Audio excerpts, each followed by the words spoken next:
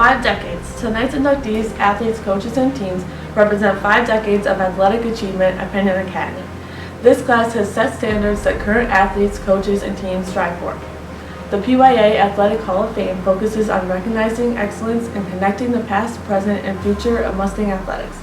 Tonight, we recognize 2 athletes, 1 coach, and 2 teams that have paved the way for current and future PY athletes, coaches, and teams, and have set a tone for the teams that have followed.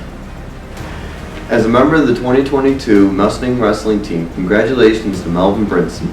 Mr. Brinson was a 1962 graduate of Penn Academy. Mr. Brinson was a 3-sport athlete as a member of the football, wrestling, and track and field teams. A co-captain of the football team, Brinson was a standout running back for the Mustangs. On the mat, Mr. Brinson was undefeated for over 4 years of wrestling and was a 4-time Finger Lakes League and Section 5 champion. He set standard for future PYA athletes through his achievement, his commitment to athletics, and through his devotion to his teammates.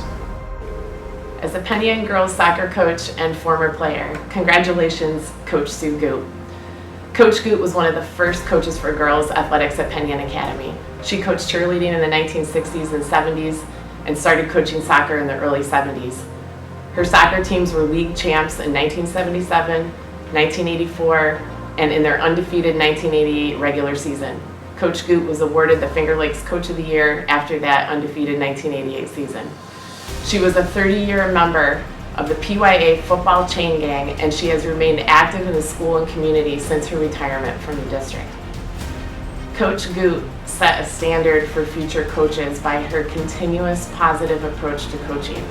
Her enthusiasm and energy were contagious. If a player came to practice struggling with something or was in a bad mood, her uplifting words changed their state of mind by the time they were done. Her athletes loved playing for her. She continues to be an inspiration for many people as she is the definition of a physically active person. I know I can safely say on behalf of my former teammates and those who came before us that she has left a huge mark on girls athletics at Penn Yan Academy, and we were grateful to have the opportunity to play for her. As a current Mustangs lacrosse player, congratulations to Jason Paige, a 1990 graduate. Mr. Paige was a 2-sport athlete playing football and lacrosse. Paige played offensive and defensive end for the Mustangs, where he was a first-team All-League selection. In lacrosse, he was a U.S. Lacrosse All-American and multi-year All-League performer.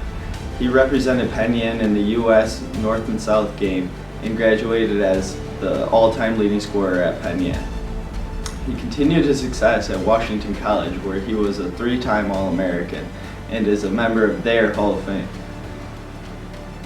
He has given back to the sport of lacrosse as the Gute College's men's lacrosse head coach and through his continuous support of PYA lacrosse. Coach Paige set the standard for future PYA athletes by excelling at the high school and college level and by following his passion into coaching lacrosse. On behalf of the 2023 varsity girls softball team, congratulations to the 1989 varsity girls softball team. The undefeated softball team dominated opponents en route to their 24-0 record. Coach Manley, the Finger Lakes Coach of the Year, led the Mustangs to 4 consecutive Finger Lakes Eastern Division titles, including the 1989 season. The team was known for its great defense, stellar pitching, and a relentless offense. The team capped off their season with a 19-3 rout of Livonia in the sectional championship game, bringing home the program's first sectional title.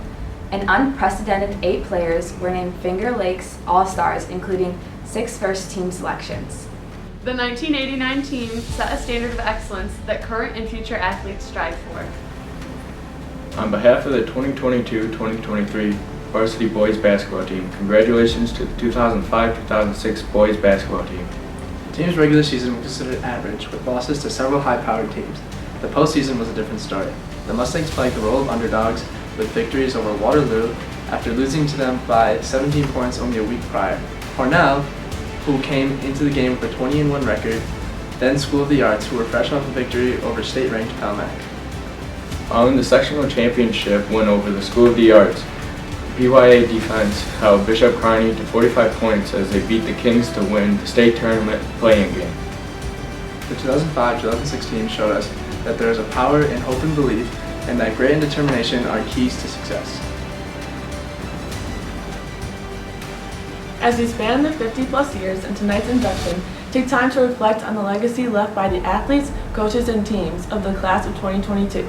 Each of the inductees left a mark in their own way, directing current and future athletes, teams, and coaches towards success. All right, let's get started. Our first presenter is a member of 5 Halls of Fame, including our own in 2014. He's a member of the Wisconsin Wrestling in 1983, Winona State in 2002, U.S. Wrestling in 2002, and Fond du Lac High School in Wisconsin in 2010.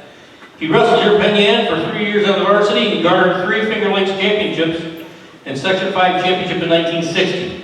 His career record was 84 wins and 3 losses. Please give a warm welcome to my friend, Mr. Larry Marchand.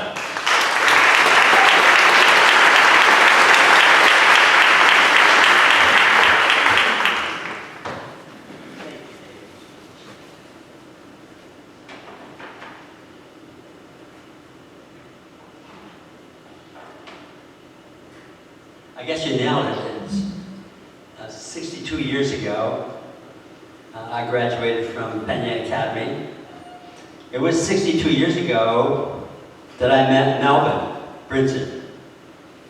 He was a younger wrestler on the team with my brother Dick, and so it's just a thrill to see Melvin Brinson inducted in the Hall of Fame.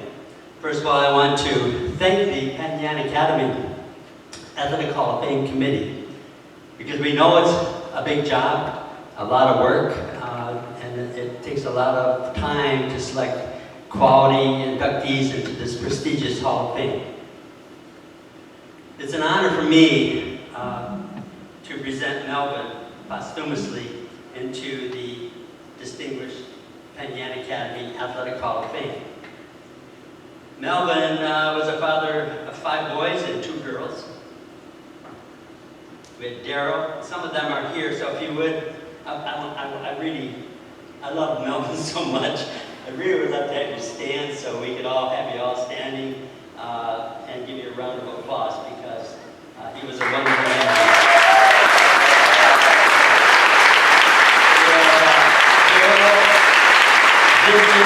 Melvin Jr., Brandon, Deborah, Kyle, they were all Melvin's children, and his wife Florida still is living in Florida. And also we have here Shannon Sims. We also have Melvin Brinson's son. We also have Freddie Johnson, Shannon Johnson, Kevin Brinson, Ivy Brinson Jr., Diane Brinson, Marty, and Keisha Brinson as well. Would you please stand? Let's give them all a big hand. Some of them came from a long ways to be here. Now let me tell you about Melvin. Melvin, as you heard earlier, was a 3-sport letterman: football, wrestling, and track. Winning 12 letters in a high school is quite an accomplishment. Melvin also was he ran on the track and field team, and there's a lot of stories about Melvin, but he was extremely fast and gifted in the track and field area as well. But wrestling is one where I think Melvin really excelled, and of course, I'm a little prejudiced, of course, but you know, I've been around wrestling a long time, since I was here in Penn Yan, coaching in Wisconsin and Minnesota, and I've known a lot of athletes, but I don't see anyone that has the accomplishments that Melvin had. And I coached at the University of Wisconsin-Oshkosh. I recruited a lot of athletes. His accomplishments were exceptional. And the thing you have to consider is, I remember the sectional tournament was in Rochester, and at that time, when we wrestled in the 60s, wrestling had no divisions. It was just a one-class system. So we wrestled in Rochester for the sectional championship. My brother Dick started off with the Rochester East and got a pin at the sectional finals. Then he put the pressure on this old guy because I'm the senior, right? So I had no choice to give everything I had. And I wound up getting the pin, and then Melvin came over to both of us. And he looked us straight in the eyes and says, "You guys put a lot of stress on me, but I'm gonna do it." And he had to wrestle the defending sectional champion. And he won 3-0. But the important thing there, I wrestled Rochester East, my brother Dick wrestled Rochester East, and Melvin had to wrestle Rochester Monroe High School. So we were wrestling the biggest schools around. But the important thing is in 1960, Penn Yan Academy won the sectional championship with 3 champions. And I don't know if that's been accomplished since, but it was really an honor for us to do that. Melvin was quite an athlete. The one thing about Melvin I always recognize is that he was always so relaxed.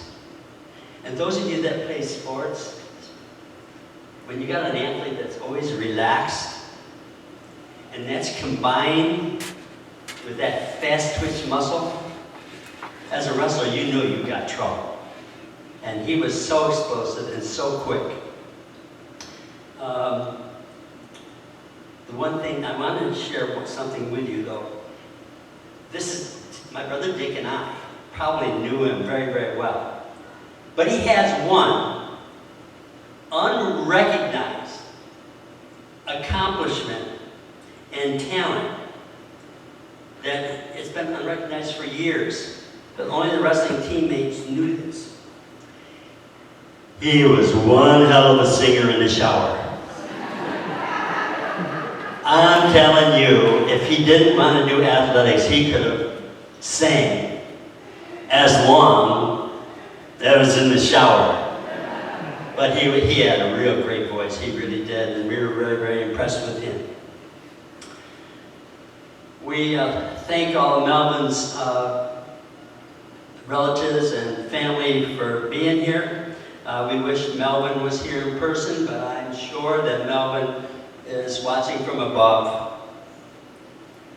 We'd like to thank the Penn Yan Academy Hall of Fame for putting Melvin's reputation and his name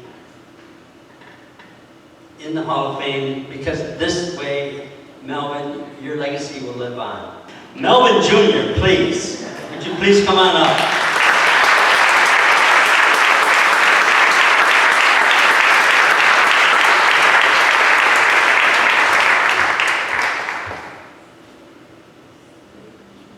Melvin, I want to say that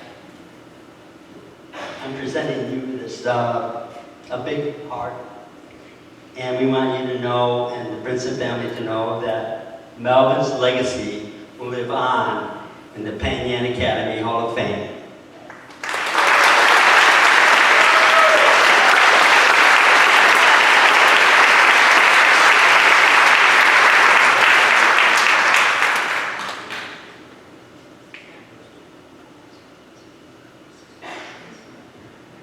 Thank you, everyone. Someone told me to write down something if I spoke, because I wouldn't know what to say. But trust me, with my father, you wouldn't have to write down anything. I got 100 stories and not enough time to tell.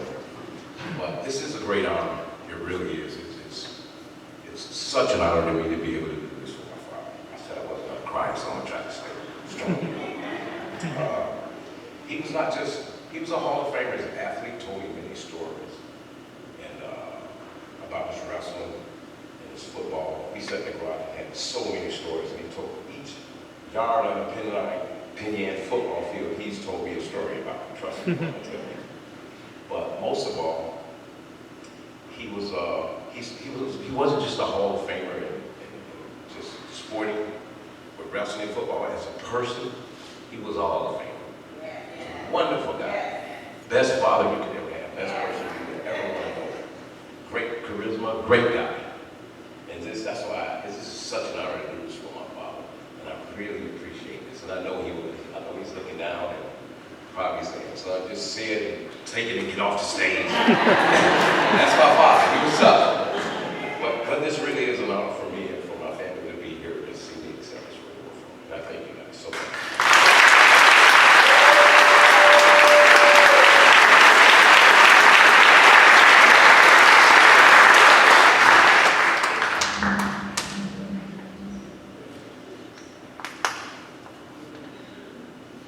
All right, our next inductee will have 3 presenters. 2 of them were standout players for our coach. Both had great athletic careers here at Penn Yan Academy. Sue Mashevsky-Baker was a 4-sport athlete with 2 years of varsity basketball, 3 years of varsity softball, 3 years of varsity volleyball, and 3 years of varsity soccer. Sally Brennan Prather played 4 years of varsity soccer, 3 years of varsity basketball, 2 years of varsity volleyball, 3 years of varsity track, and 1 year of varsity softball. Sally was also, she told me, the ball girl when she was in elementary school for Coach Gute, one of the ball girls. So she's known her for quite some time. Margie Champlin graduated from Penn Yan Academy in 1970 before Title IX and the advent of girls' sports in school. She's known our inductee. I did a little math here, and I don't think I'm wrong, but she'll correct me if I am. Margie will always correct me. But I think she's known our inductee for better than 60 years. She plays golf with our inductee for close to 30 years. And here are the 3 ladies, Margie Champlin, Sally Brennan Prather, and Sue Mashevsky-Baker. Ladies.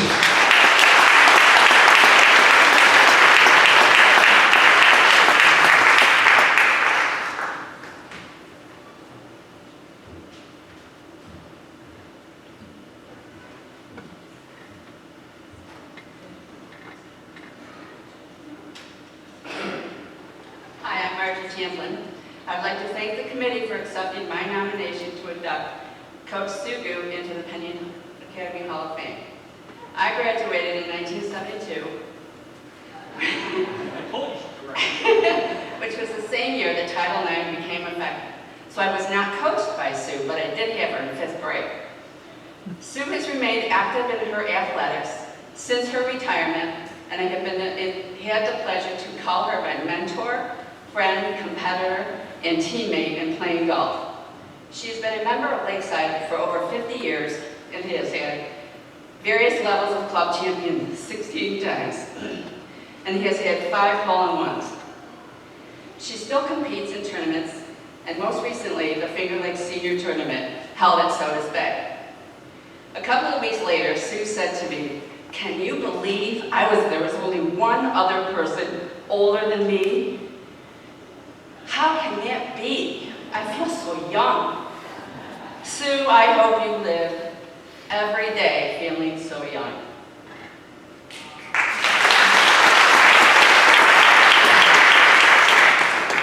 Thanks, Margie. It's such an honor to be part of Ms. Gute's Hall of Fame induction. We're a room full of parents, athletes, and coaches, and we all know the role a coach can play during an athlete's formative years, and how lucky we are when those lessons and connections last into your adult life. I'm one of those lucky athletes who had the chance to participate during Coach Gute's soccer coaching career. First as a ball girl, as Tiger mentioned, for my sister's team. Then as a kickboard, sorry Tiger.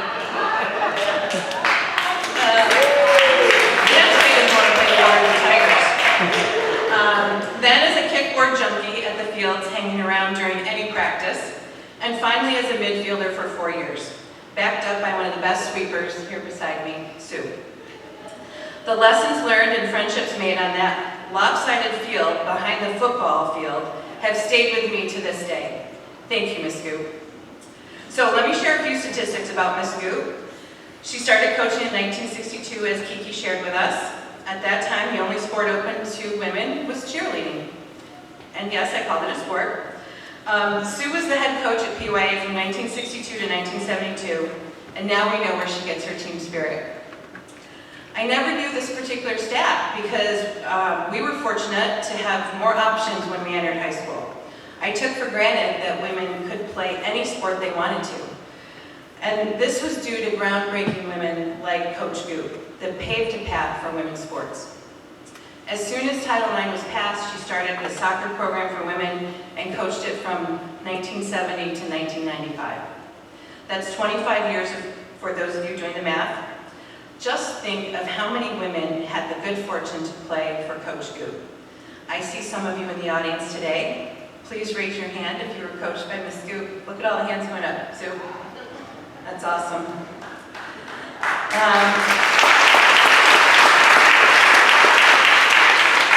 She also led the bowling team for a few years, and I think we have some bowlers in the room too.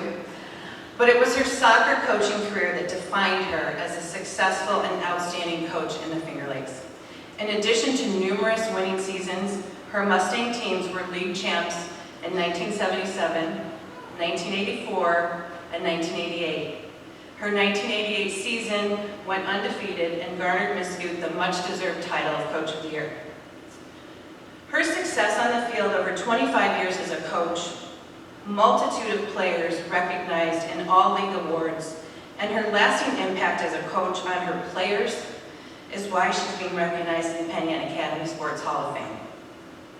If you were one of over 400 women lucky enough, I think I did the math right, lucky enough to be coached by Miss Gute, you learned how to be a soccer player that was confident, positive, always positive, a team player, a leader, a friend, and above all, you learned how to do it with a smile. And usually lots of laughter, probably after hearing one of her famous expressions like, "You turkey." I actually think she coined the phrase, "You miss 100% of the shots you don't take," because I heard "take the shot" so many times. We worked hard come rain or shine. It was fun being part of Miss Gute's team, especially when we beat Victor High School. We learned not only how to win, but how to stay strong in the face of adversity, which usually came in the form of muddy or snow-covered fields. These are all life lessons that can be translated on and off the field. Most of all, for those of you that played for her, you know we learned how to be tenacious. That was Coach Gute's go-to expression, tenacious.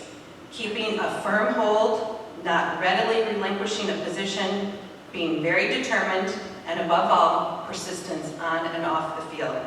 Congratulations, Coach Gute. Now I'm going to turn it over to number 22, Sue, to wrap us up.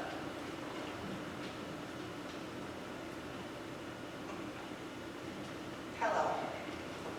Hi, get the stick varnish.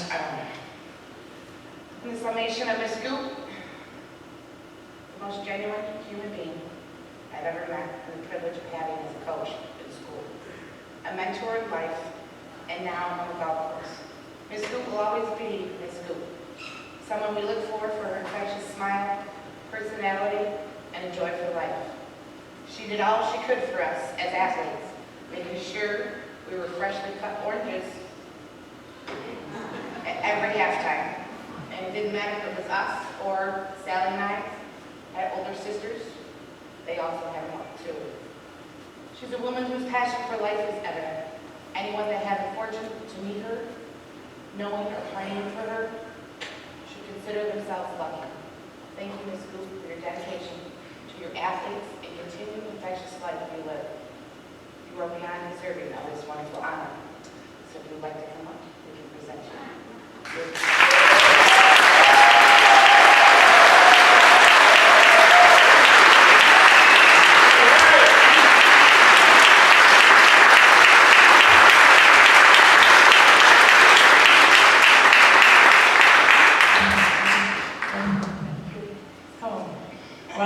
How can I follow that? In the immortal words of Jackie Gleason, how sweet it is. I thank the committee, these girls, John Manley, for introducing me, for keeping me abreast of what was going on, telling me I made it. It makes my heart feel good. When I came here in 1962, Lord, that's a long time ago, there was nothing for the girls. Every girl in high school signed up for cheerleading. Tryouts went for hours. There were tears. It was brutal. Yeah, it was tough. It was the dark ages of women's sports, and then along came Title IX. Some of the men coaches were sort of aghast. We have to share the fields, the gym, the courts with girls. Ha, they sure did. I can still remember walking out of the bottom of the elementary school, my bag of soccer balls over my shoulder in 1970, saying, I wonder if anybody will come. And boy, did they come. And they came, and they came, and they came. It was just wonderful. It was an explosion. Girls finally could do everything. And boy, did they love it. I saw a lot of firsts. The first time my kids had a number on their back. The first time we had a schedule. The first time we went to sectionals. It was just fun. I was here I thank this village of Penyan for embracing me. I'm not even Danish, and I've only been here 60 years, but they still treat me like one of them. This is the icing on the top of my already gourmet life. So, go Mustangs. Oh, I can't thank you all enough. Makes my heart feel good. Thank you.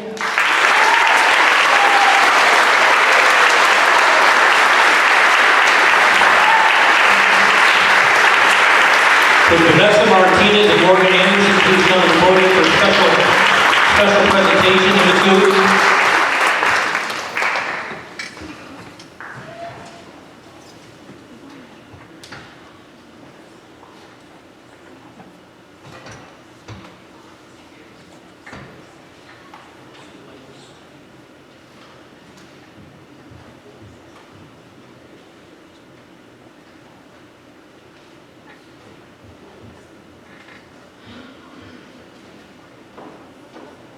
Good evening. My name is Morgan Anderson. I'm a senior member of the girls varsity soccer team and the Lady Mustang strength training program. This year, my co-leader in both soccer and LMSD, Vanessa Martinez, and I have had the pleasure of listening to Coach Gute share her experience as a coach during the decade prior to the Title IX legislation. To give us a better understanding of what it was like to be a coach and an athlete during that time period and a deeper appreciation for the opportunities that we have today. Each summer, the LMST leaders choose to design the words for our signature tank tops.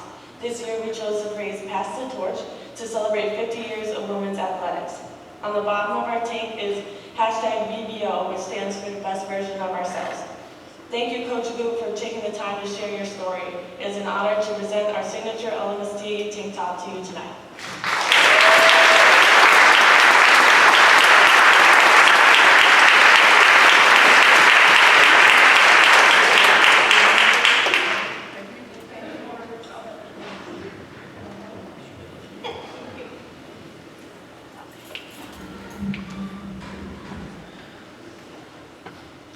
I went to one of the Sue Gute soccer, I went to many soccer games for Sue Gute over the years she was coaching, but I can still remember the one time they were up in Lions, playing Lions, and one of our girls collided with one of the girls from Lions, and Miss Gute says, "Mr. Carvey, check her out. She's all right, she's got a concussion."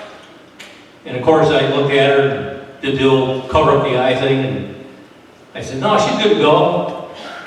She had a concussion." But those are the old days. Things were done differently at that time. Our next presenter is not new to this podium. He's been involved with the Mustang lacrosse program for over 30 years as either an assistant or a current position as head coach. As a coach, he's been part of 26 Section 5 championships and has won Western Regionals and the state championship. He currently is the Dean of Students at Penyan Middle School. Please welcome back to the podium Mr. Brian Hobart.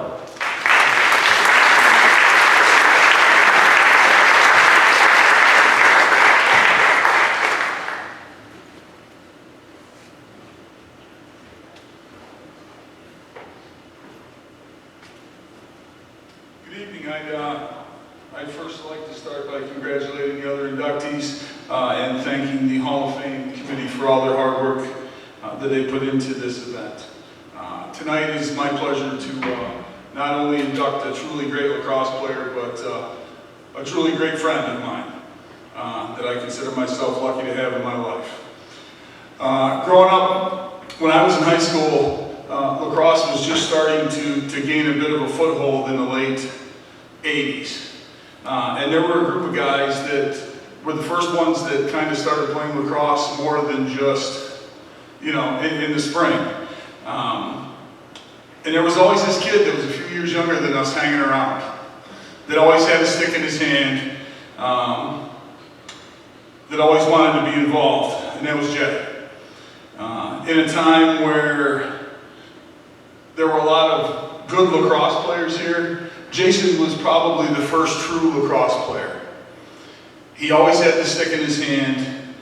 He was tremendously skilled at what he did. In a time where, when it rained and muddy, the rest of us threw our sticks, you know, our helmet and gloves on the end of our stick.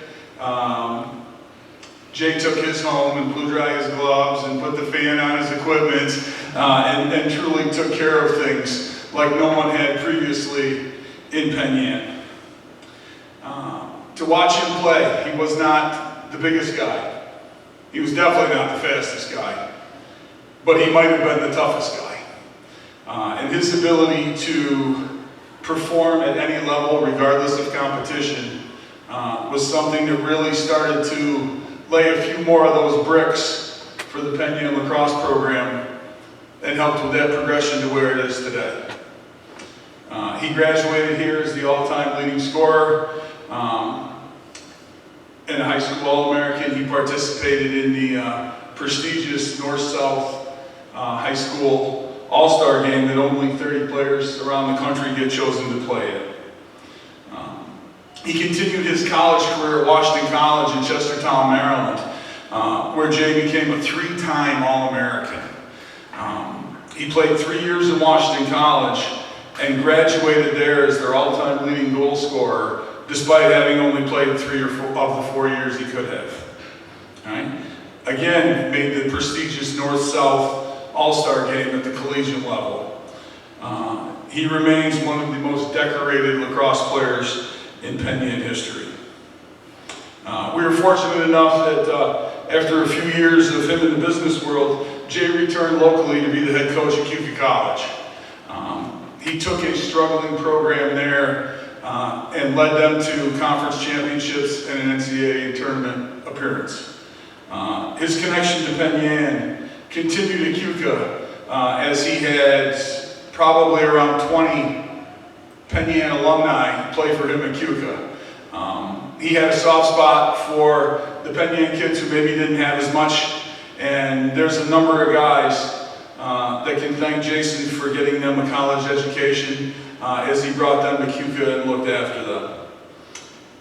He continued to contribute to the Penn Yan program very quietly behind the scenes. He was always with us at our summer box program and at camps. But countless times Jay would, you know, he'd drop off a stick, leave it in my truck and say, hey, if there's a kid that needs a stick, make sure he's got a stick. You know? And his kindness has gone a long way in continuing to build our program. It is my great pleasure to induct him here tonight. Jason Paige.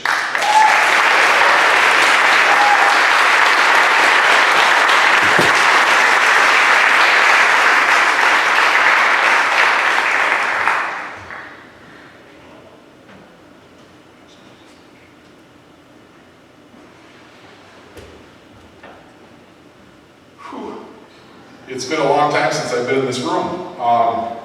It's an honor and a privilege to be here tonight, and I want to thank the committee and I want to congratulate the fellow coaches and athletes that are being honored here as well. For me, as I have come back to this community, raising my own family, there's certain things that sort of fade away, but there's also certain memories that just stick with you. And for me, when my parents both educators in this district, moved to right behind the upper field of the school, I was in heaven, basically. I mean, that's my first memory. And my dad, wasn't allowed to play sports growing up. And he gave me every opportunity, from doing things like building pitching machines, to coaching JV lacrosse, to reading the rule book from the front to back before he coached JV lacrosse. And my mom was there with me every step of the way, from North Carolina to Maryland to you name it. But I can remember sitting in my kitchen and asking my mother if I could go down to football practice, because I could hear Mr. Miner and Mr. Manley and Mr. Nowhere coaching. And I just wanted to go down there and be a part of that at 8, 10, 12 years old all the time. And I can remember going down there and seeing athletes like Butch Mashesky and Preston Chapman and Pat Cahill performing at that level. And my father told me, when you go down there, you need to behave. And he said, Penn Yan football it's a tradition of excellence. And as a player, that's the way I approached it. From whistle to whistle, you respect the program, you play as hard as you can. I fell in love with lacrosse from day one. I mean, Mr. Vorse was close friends with my parents, Mr. and Mrs. Vorse, and even at 5 and 6 years old, I was so excited to go to his house or the Bartlett's, because I knew that Mr. Vorse and Mr. Durkee had lacrosse sticks in the garage. And I was thrilled to just be able to go over there and be a part of that whole thing. Some other memories, I remember one day I was at lacrosse practice. Mr. Burnett, stopped me after practice. I was, probably in 6th grade. And he said, "How you shooting?" And I said, "Well, I don't really know. I'm just shooting as hard as I can." And he said, "Here's where you need to shoot." And he picked up my stick and showed me. And that's what I worked on. That summer, Preston Chapman, Pat Cahill, and John Wixton invited me down in 6th grade to play with them during this, just summer pickup with Brian and some other athletes that I looked up to. And Brian, for me, even before he ever coached a game here, was like a brother. He was like my big brother. And he was a mentor. And when I needed a kick, he gave me the kick. When I needed an arm around me, he was there. He was there to encourage us. He was my generation's big brother before he coached a single game here. He made us all better, and when I started to play varsity, it was a little rocky. I remember my sophomore year, we had 2 defensemen, Greg Freeland at 6'5", and Pat Kukovic at 6'2" on his way to Syracuse. So most of my sophomore year, I think I probably spent half of my sophomore year on the ground in practice, and I thank them for teaching me how to compete day in and day out. And at a certain point, I was sick of being on the ground.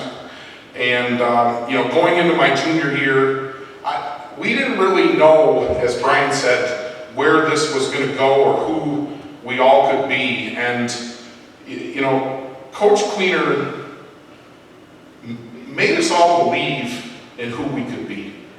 He made us all have a vision of what was possible. And he motivated us to reach that. And he believed in who we were. And, I can remember my junior year, I'm walking down the hall, it's early March, and all of a sudden I see Coach Queener, and he looks at me and he's like, "Come here." and all I could think of is, how did he know that I failed the second math test? I'm like, Mrs. Stewart must have told him, and I hope my dad doesn't know.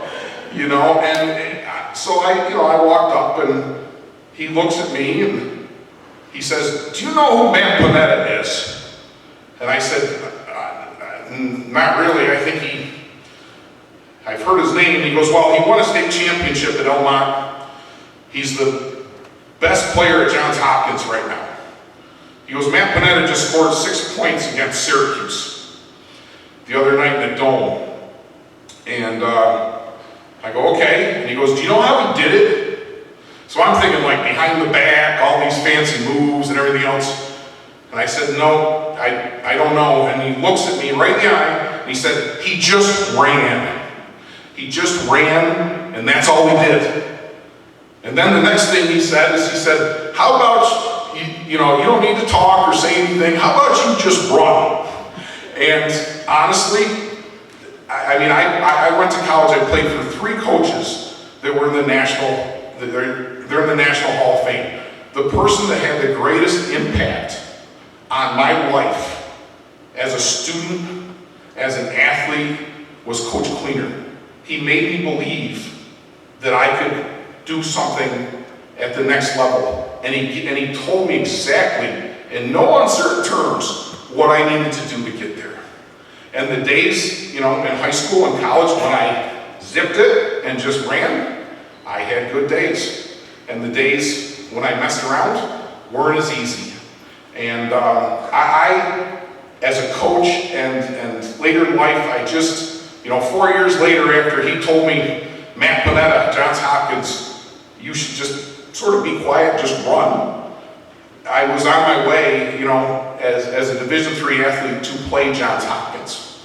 And I can remember sitting in the locker room before the game and just being so thankful to just be able to have that experience and to be able to play against some of the best players. And, as a coach, as an athlete, wherever I go, I take Penn Yan with me. And I take the pride that comes with Penn Yan. And I'm so thankful to just be a part of this community. As a student athlete, I had great teachers. And, I'm just so thankful to be here. And, now 30 years later, I'm coaching at Gute. And Coach Cleaner's brother, Frank, he tells me to sort of be quiet, just coach from time to time. And that's the advice I definitely need. But thank you all, and congratulations to everybody else, and have a great evening.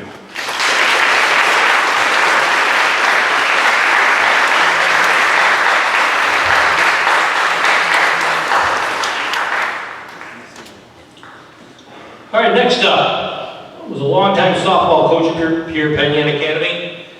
He coached the Mustangs to 4 Section 5 titles during his tenure. He was the JV coach when this team went 24-0. Here to present one of our teams is Mr. Martin Kublai.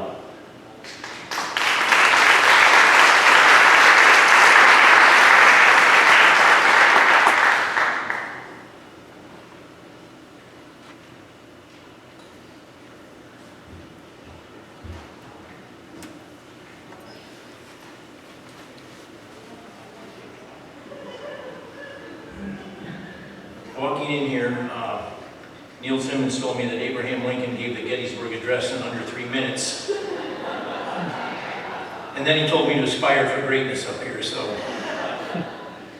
1989, I know it was a long time ago, but tonight, it seems like it wasn't that long ago that these ladies were tearing up the Finger Lakes East. I mean, one of the strongest softball teams to play here. It was my first involvement with Penn Yan softball. I was the JV coach for John at the time. It wasn't my team, it was Mr. Manley's. I've tried to get him to come up here and speak tonight, but for the first time in 40 years, the man has nothing to say, so that's... But I'm sure later he will, okay? We were discussing this the other night as a team and what made this team so special. And he talked about that there was so much that people were unaware of that contributed to the success that he really wasn't involved in. And it went back far before these kids were in high school. And one of the persons he talked about was Tony Hobart, okay, down in Little League. She was instrumental in the development of Little League softball, which all these kids played in. The other was Steve Darrow. Okay, he was the preceding varsity coach, and he was fundamental in helping to develop the program. There was also the community. There was a big fan base. Now, there's Matt Hare and Marsh Harris were 2 of the biggest fans. And there was Don D'Amico. Don D'Amico ran the athletic center. He opened it up so Chris Simmons could go in and pitch during the winter. Any kid that wanted to go in and work on throwing, they could. And lastly, there was Darren Simmons. There's a saying that behind every great pitcher, there's somebody sitting on a bucket catching 10,000 pitches. And there is a lot of truth to that. And I talked to Chris about it, and Chris said that that person was Darren, that all winter long he worked with her. Okay? The 1989 team has been the only team in Finger Lakes to this date to complete an overall undefeated season, going 24-0 while winning the Finger Lakes East title and becoming the first Penn Yan softball team to win one, which would eventually be 6 sectional titles. The team was led by John Manley, who was elected the 1989 Coach of the Year. The players had a true understanding of the game and the fundamentals and the strategies that were involved with it.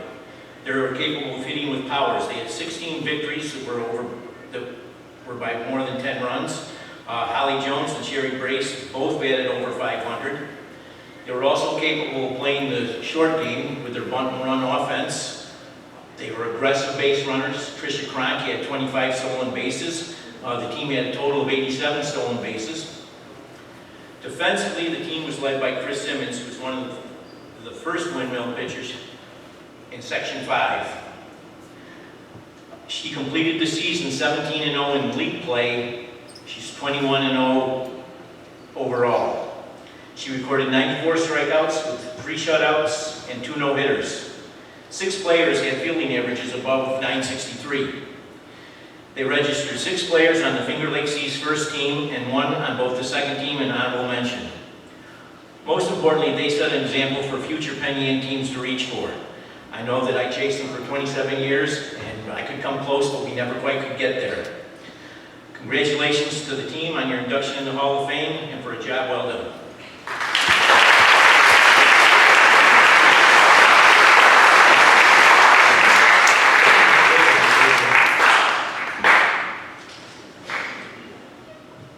All right, at this time, we're going to have some of our players from the current softball team come out to present the certificates, and then I think they have somebody else speaking.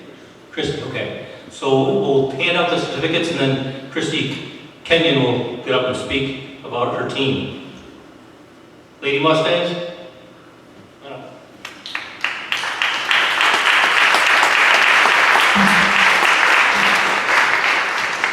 Coach John Manley.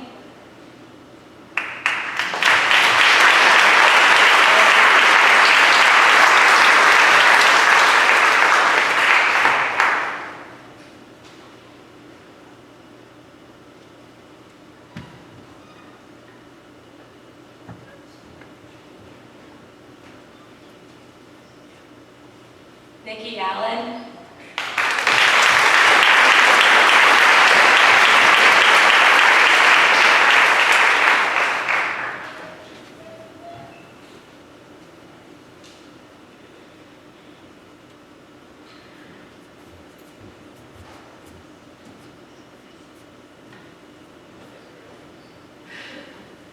Sherry Bracebell.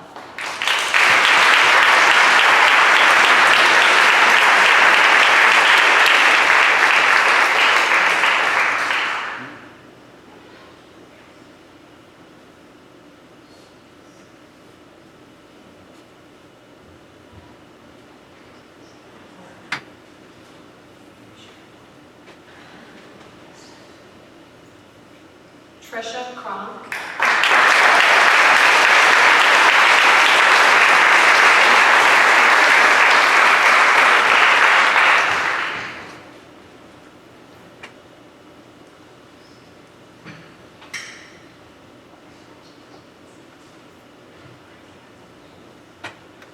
Holly Jones.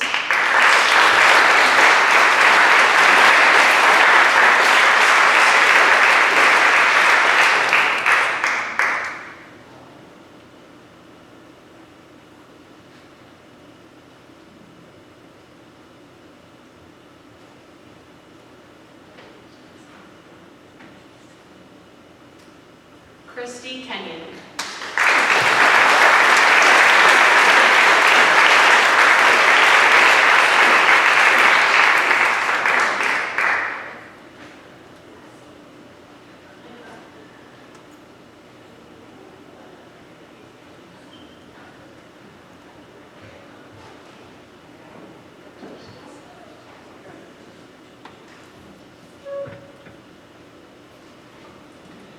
Malone.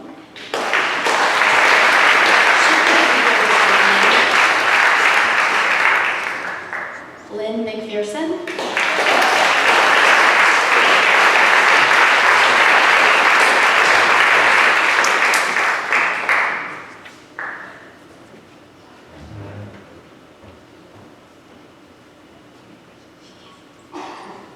Chris Pearl.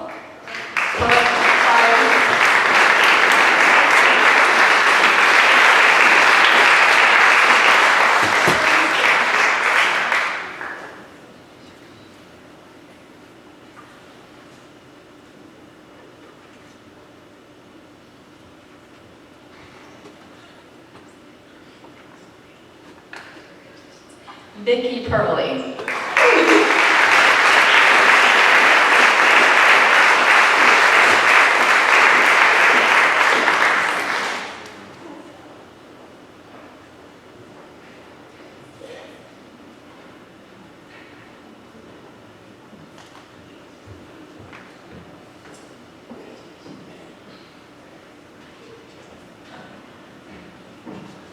Jennifer Fowley Piermont.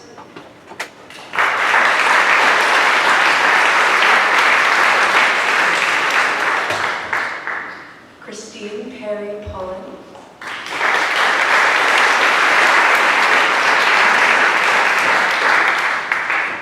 Marty Race.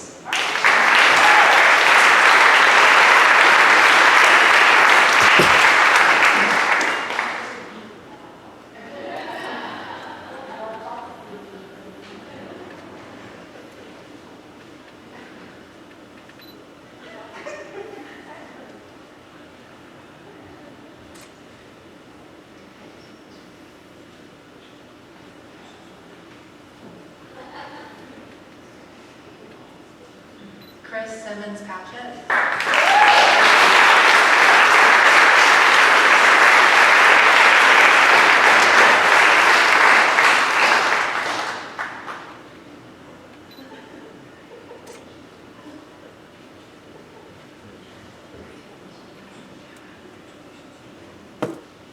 Jen Smith-Sessler.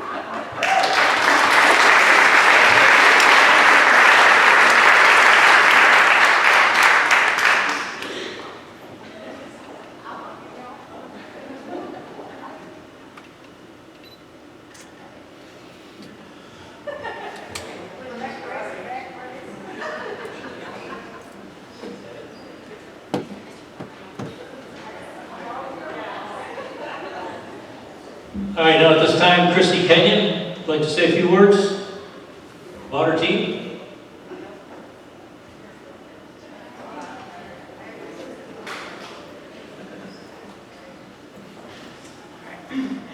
Good evening, everyone. We'd like to thank everyone for this award tonight. We're really excited to be here, and as you can see, a lot of us haven't seen each other in a long time, and we're all looking forward to the after party, I think, to be able to catch up and really tell some good stories.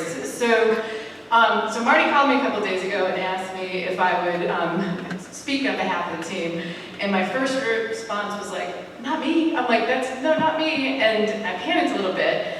But then he said, don't worry, I actually have this amazing packet of all the articles that were written from pre, during, and post-season of the 1989 season. And so I just have to say, thank God I said yes. This was awesome. It was such a great trip to be able to actually go back and read all of the wonderful things that were written and to really, be able to relive a little bit of it. And as much as I'd like to stand up here and read every article to you and make you listen to it, I'll say that for my family. What I want to do is to share just a few highlights of the things that I took away from this trip down memory lane. So the first, and you heard a little bit, we were good. We were really good. And I don't think that I remembered, well, I remember that we were undefeated. I didn't really remember the details about how we got there. And, as you heard some of the stats tonight, offensively, we were a powerhouse. We were led by Sherry, Trisha, Chris Mooney, who couldn't be here tonight, Holly, Marty, Lynn, Aaron Malone wasn't here too. They were just the big hits that they had, the home runs, the runs batted in. And then the bases that were stolen by Trisha and Jen Smith, I mean, we really were amazing offensively. Defensively, Chris Simmons, Paige, really was amazing on the mound. And one of the articles I caught, I just have to remember because it was Minders, and we never liked Minders very much. So 22 batters, no walks, struck out 6, and I think 1 hit. And so that was just 1 game, right? A great season for her. And she had relief from Nikki and Jen Falvey that came in when needed. And defensively, you know, we just rocked. I mean, we just rocked it. And so this was a team effort, and if you look at the articles, what really struck me is that there's usually somewhere between 6 to 9 players that were mentioned in every article about those games. So it wasn't just 1 or 2 players, it was a team effort through and through to be able to get there. The second thing that I took away from reading these articles was actually highlighted by being able to show this honor with Gute of being awarded this award this year, which really spoke to the fact that every article named the contributions, every article brought up the fact that we were athletes from other sports, that we brought with us to that season the skills and experiences that we had playing soccer, for playing basketball, volleyball, cross country, all the different sports that actually contributed to us being able to get there. And what that really also spoke to was the culture of what it was like to be at Penn Yan Academy. So to be a teenage girl, you know, in the 1980s, 1989, it was just assumed that you could be an athlete and you could get recognized for being an athlete. And when you think about it, we're the daughters and mothers that didn't have those chances to actually play. And so the fact that it became so normal and so expected and so rewarded by the time we got there really says something to all the efforts of the teachers and the coaches and the staff and really the community that promoted girls' sports from that period onward. So let me also say a little bit then about the coaches, right? So the coaches that had an impact, and or all of us. So I would say that all the coaches, especially Mr. Manley, too, among them, had the tough love philosophy, I think, of coaching. I didn't really get a chance to share or get feedback from my teammates about this, but I think we would all agree. You're good, but you and I both know you could be a whole lot better, right? So approach to being able to bring out the best of us. And I was trying to remember some of his sayings. I couldn't quite do it because the memory wasn't quite there to be able to do it, but thankfully, some of it was captured in the article. So I just want to read you, so I got to put these on to be able to do this now. So when he was asked about what it meant to him to be named the Coach of the Year in 1989, this was the quote they had in the paper. So, you can't make chicken salad out of just chicken, Manley says. So that was his reference. Now, I'm pretty sure that quote is a little different, and I think a little filtered for the paper, but yes. And then, but you did go on to say, this is a nice honor, but it really goes to the kids. Their success in all the other sports has really helped a lot. And so I think we would all thank you, Mr. Manley, for all of the time, effort, pep talks, probably lost sleep, gray hair, and probably venting sessions to your wife about what it took to get us to an undefeated season. But thank you for all of that.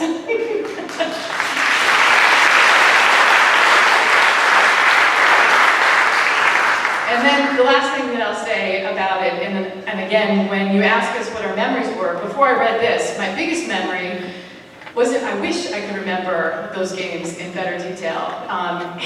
So if nothing else, if I could impress upon my kids that I actually did know how to play sports back in the day, they don't believe me about some of that, was really what the community did for us. I mean, it wasn't only happening here in the school, it was the whole Penn Yan community that supported everything we did. And some of my strongest memories are being on that bus and cracking the window down and trying to stick your head out the window to scream and yell as the fire trucks brought us through town and celebrated every major win that we actually had, and to really be able to make it a community effort. So all the people that Marty spoke about, and then some, you know, to be able to really bring us to it. It was a community feel to everything that we did. And I took that, I honestly back then thought that that's how everybody lived their high school sport experience. I mean, I really did. I thought this is what you do. And I can tell you that I now live in a competing school district. And I have found out that is not how every community actually supports their athletes and their teams. And that's what makes, I think, the Penn Yan community particularly special, and has for a very, very long time. So I'm incredibly, I think we're all incredibly grateful for that support. So thank you all, and thank you to the committee, the Penn Yan Academy Athletics Committee and Marty for nominating us, and for all of us being able to make it back. You gave us a great chance to reconnect, and some good stories are going to be told later, I bet. So thank you.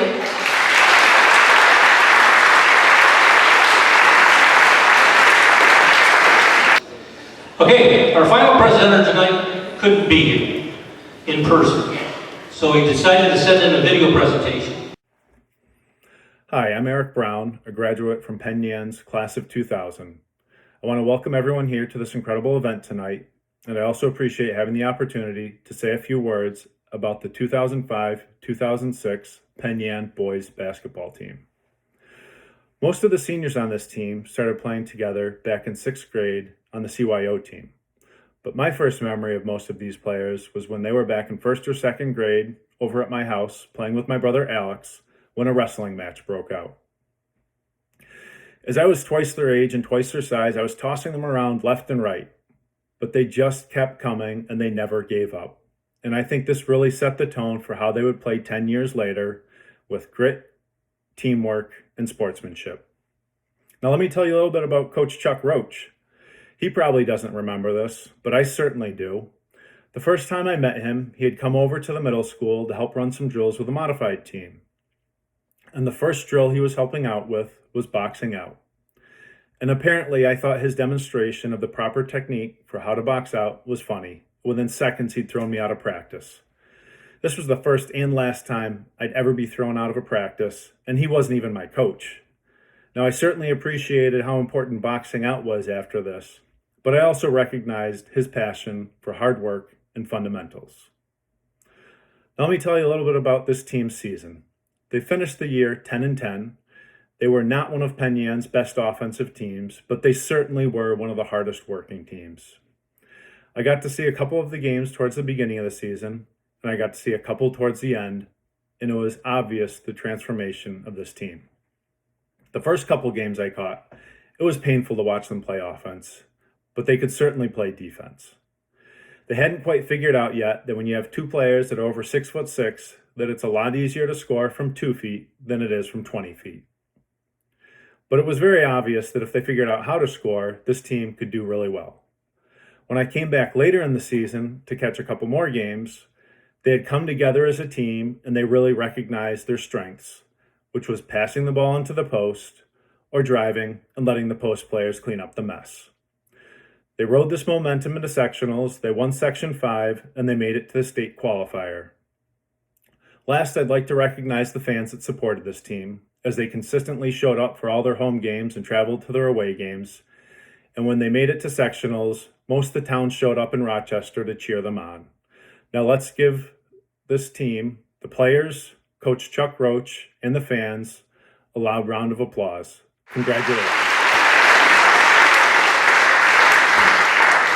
We'll now have a couple members of the current basketball team present their certificates. Chuck Roach.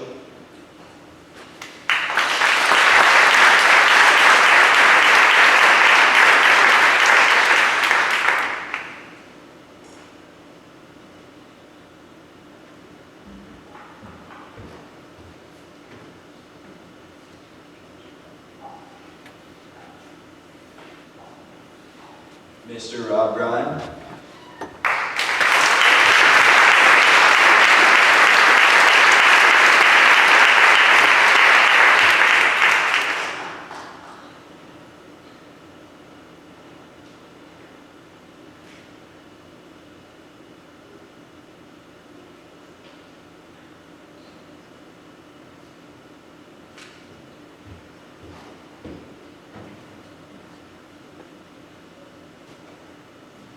Mr. Jay Hollister.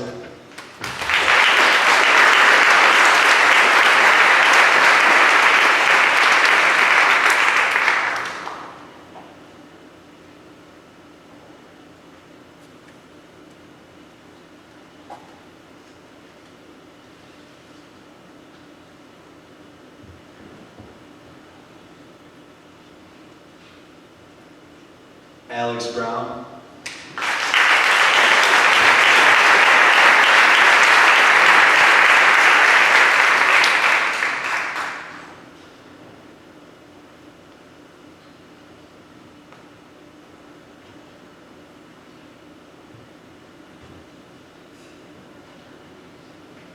Cody Ellison.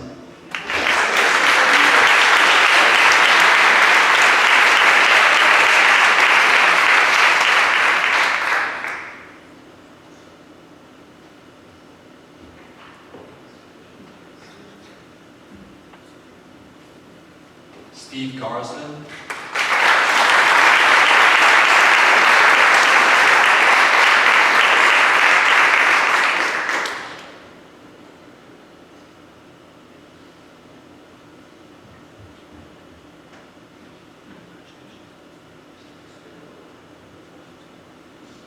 Joe Camineri.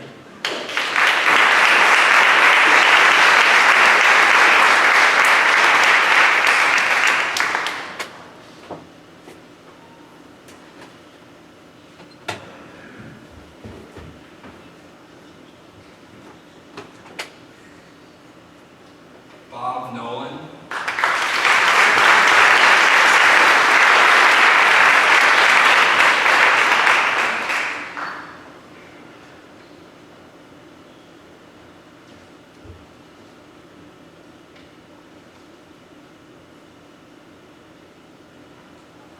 Derek Stork.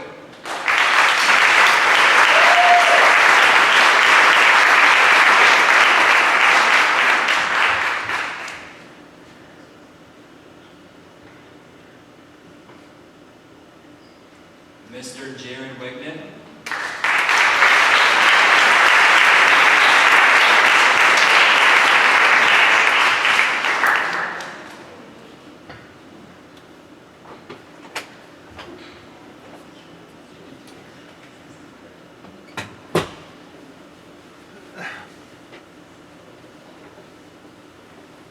Some folks couldn't be here tonight. Brandon Trombley.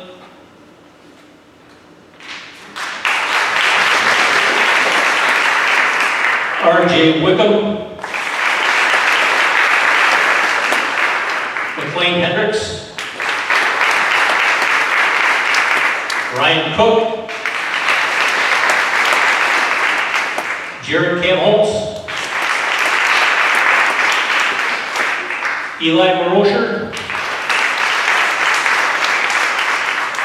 Ryan Powers. Josh Peralt. And Dale Perry. So when should they get their certificates sent to them?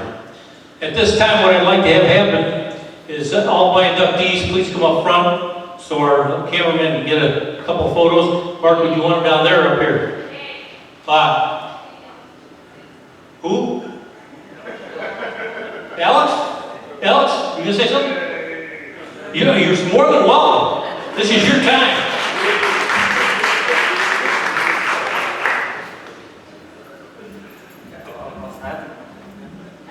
This is news to me, so I'll just wing it. Yeah, so I mean, just kind of looking at kind of some of the things my brother said. I mean, we've all played sports together, been like pretty good friends since 3rd, 4th, 5th grade. Bob lived next door. We played basketball all the time. Jared, bike ride away, come over. I remember Steve, we'd go up to the sectional 98 team, watch you guys in War Memorial, talk about the past, from the present, from the future. I vividly remember watching those sectional games.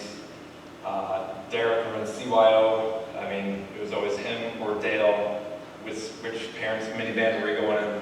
Right? There was a fight for that. So I mean, we always, played together for a really long time, so it's just kind of rewarding to kind of tie it all together in sectionals, because as my brother said, we were kind of a mediocre team in the middle of the regular season, but we got out at the right time, that's what matters. So that's all I've got in the spur of the moment. I think what these guys are forgetting is that we played a very, very difficult schedule. We played Canandaigua, we played Livonia non-league. And once we got to sectionals, Waterloo had beaten us badly both times. And through our sectional run, we went and beat Waterloo, and then we beat Cornell, who was the #1 seed. And then we played School of the Arts, who had a kid who was 6'7", who went on to play 4 years of Division I basketball. They also had a 6'4" kid who played Division II basketball, and our kids played phenomenally. And every single game we played, we held the opposition under 50 points. Okay, we kind of took a defensive, we had to learn to win by playing defense, and they did it. We gave them scouting reports, they worked hard, they did what they were supposed to. And then Bishop Kearney was also a very good team. They also had a player who played Division II basketball at Mercyhurst. And so we went on this run until we played Lackawanna, who ended up winning the state championship. And we beat 4 very, very good teams, and we would have been the underdog in all 4 of those games. Our guys played phenomenally at the end. They each played their role. And to get to the state quarterfinal game was certainly something that we won't forget. And they ended up with 14 games overall. And I'd like to thank the rest of the inductees and congratulate everybody. And I think that everybody who's here tonight would agree that at the beginning of the year, from the beginning of the year to the end of the year, it's a long 4 months. Basketball is a long season. They worked hard, and they saw how they could improve from day 1 till the end of the year. And they deserve to be here because they were a great team by the end of the year. Thank you.